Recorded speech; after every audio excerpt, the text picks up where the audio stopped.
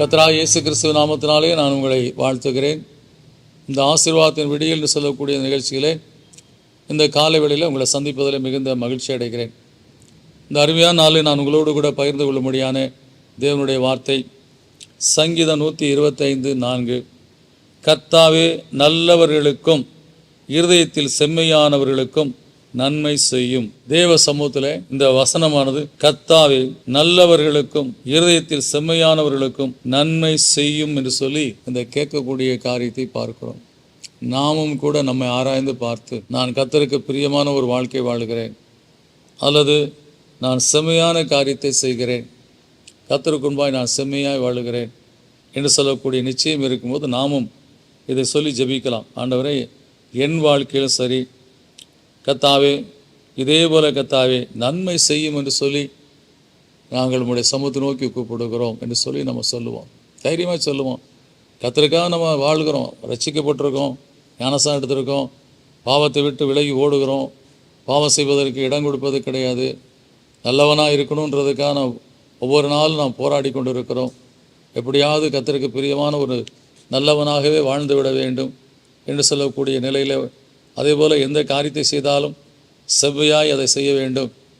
ஏனோ தானோ என்று சொல்லி செய்யக்கூடாது, அல்லது இஷ்டப்படி செய்யக்கூடாது, அல்லது வார்த்தையை மீறி செய்யக்கூடாது என்று சொல்லக்கூடிய நிச்சயத்தோடு நாம் வாழ்ந்து கொண்டு இருக்கிறோம். செம்மையான வாழ்க்கைக்காக நாம் பிரயாசப்படுகிறோம். அப்போ கர்த்தருடைய சமூகத்திலிருந்து தான் நமக்கு நன்மை வர வேண்டும். அது நமக்கு நன்றாக தெரிந்த ஒரு காரியம்.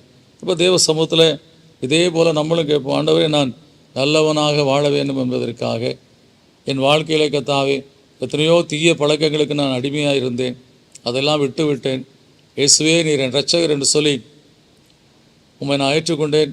என் பாவங்களெல்லாம் உம்முடைய இரத்தத்தினால் கழுவி என் வாழ்க்கையை நீ செவ்வைப்படுத்தி இருக்கிறீர் கர்த்தாவே.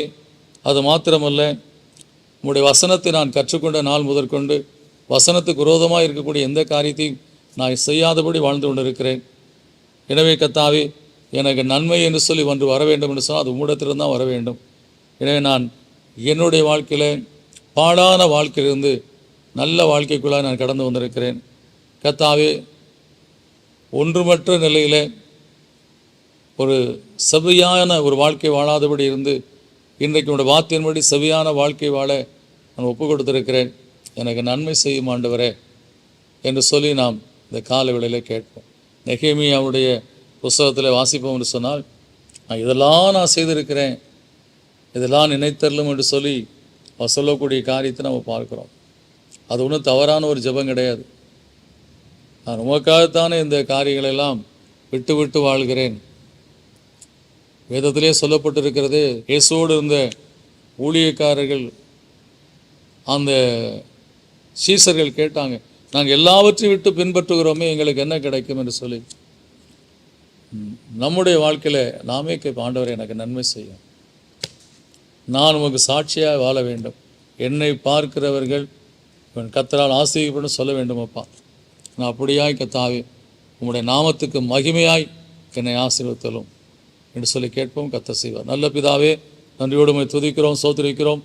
அநேகருடைய வாழ்க்கையில கர்த்தாவே நல்லவனாய் வாழ வேண்டும் என்று சொல்லி எத்தனையோ காரியங்களை கர்த்தாவே தன்னுடைய வாழ்க்கையில் விட்டுவிட்டு, பாவத்தை விட்டுவிட்டு, கெட்ட வார்த்தைகள் பேசுகிறதை விட்டுவிட்டு, வீணான சாகவாசங்களை விட்டுவிட்டு, வீணான தொடர்புகளை விட்டுவிட்டு, நல்லவன் என்று சொல்லக்கூடிய நிலை அந்த காரியத்தில் காணப்பட வேண்டும் என்பதற்காக எவ்வளவோ பிரயாசப்படுகிற அறிந்திருக்கிறீரப்பா.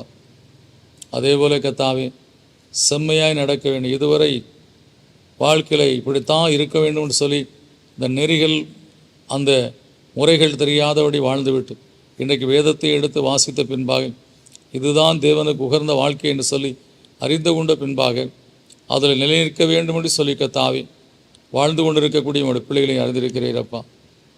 இந்த வசனத்தின்படியே கர்த்தாவே நீர் அவர்களுக்கு நன்மை செய்தரலும். கடந்த காலங்களில் அவர் கடந்து வந்த தீமைகள் எல்லாம் அவர்களை விட்டு நீங்கட்டும்.